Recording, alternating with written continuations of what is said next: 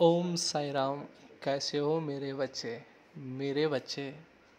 मैं तुम्हें कुछ बताना चाहता हूँ।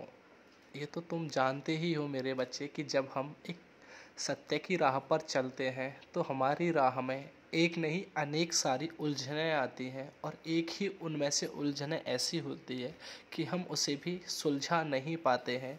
और जब हम सत्य की राह पर चलते हैं तो न जाने कितनी उलझनें आती हैं। अगर वहीं हम असत्य की राह को स्वीकार कर लेते हैं तो हमारे पीछे एक नहीं अनेक लोग खड़े होते हैं, और वहीं सत्य की राह पर चलने के लिए हमारे साथ कोई भी खड़ा नहीं होता है। आज ही तुम असत्य की राह को स्वीकार कर लो। तुम्हारे अपने और गैर सभी तुम्हारे साथ हो जाएंगे। उनके साथ झूठ बोलना, छल कपट करना, यही सब सीख लो तुम्हारे साथ एक नहीं अनेक लोग तुमसे जुड़ जाएंगे, मिल जाएंगे, जगह जगह तुम्हारी तारीफ करेंगे।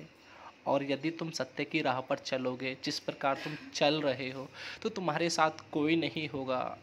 असत्य की राह पर चलने वाले के साथ ईश्वर कभी नहीं होते हैं, और सत्य की राह पर चलने वाले के साथ ईश्वर कभी साथ नहीं छोड़ते हैं। इसलिए ईश्वर तुम्हें महसूस हो या ना हो, मैं तुम्हें महसूस किसी पल हूँ या नहीं हूँ, ये मैं नहीं बता सकता, परंतु इतना ज़रूर बता सकता हूँ कि मैं हर पल तुम्हारे साथ हूँ और तुम्हारी मदद कर रहा हूँ। तुम निश्चिंत होकर अपना कर्म करो। मैं तुम्हारी परेशानियों का अंत अवश्य करूँगा। एक दिन ऐसा ला दूंगा तुम्हारे जीवन में कि तुम्हें हर पल खुशी का एहसास होगा। तुम्हारे पास कोई भी ऐसा पल नहीं होगा जिस पल तुम्हें दुख का सामना करना पड़ेगा मेरे बच्चे।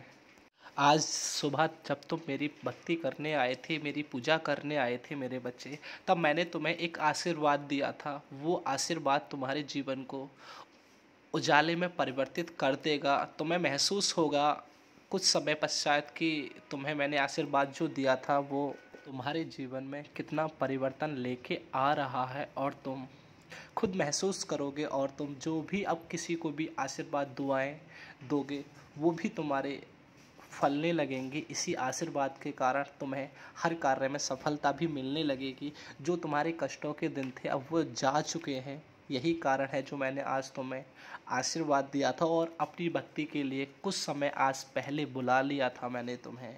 और तुम्हारा मन भी आज मेरी भक्ति में एकत्रित हुआ था, और तुमने आज ध्यानपूर्वक भी मेरी भक्ति करी थी, जिसके तत्पश्चात मैंने तुम्हें आशीर्वाद दे दिया था। और यह आशीर्वाद तुम्हारे अंत काल तक तुम्हारा साथ देगा। तुम्हारे लिए यह एक सुरक्षा कवच भी सिद्ध होगा मेरे बच्चे। तुम्हें न जाने कितनी परेशानियों से यह आशीर्वाद तुम्हें बचाएगा। और तुम जो भी कार्य करोगे उस कार्य को तुम्हें ध्यानपूर्वक करते चले जाना है। तुम्हें सफलता अवश्य दिलाएगा ये मेरा आशीर्वाद, और मैं तुम्हें हमेशा आशीर्वाद देता रहूँगा मेरे बच्चे। मेरी शरण रहो, मेरे नाम का हमेशा स्मरण करते रहो, मेरी लीलाओं का गुणगान करते रहो। अगर थोड़े बहुत कष्ट आते हैं तो उनसे अपने आप को इतना कमज़ोर मत बनाओ और ना ही समझो। मैं हमेशा तुम्हारे साथ था, हूँ और रहूँगा।